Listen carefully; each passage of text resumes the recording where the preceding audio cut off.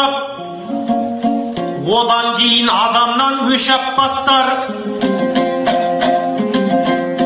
Таң атпай 4:20-да оянып ап, білекке кит суретін қашап тастар. Құран құмар ойыннан сақтан деген, шын мұсылман нәпсісін босатпас дәл.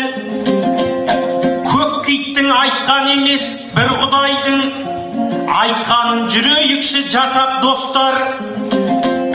Ақылды адам әр күнін көк кит емес, таң алдында құлшылық жасап бастар. Әбдуғаппар аға сөзімен айтар болса, 4:20-да тұрыңдар тахаджудке, синий кит ойнап жүрген ешак бастар.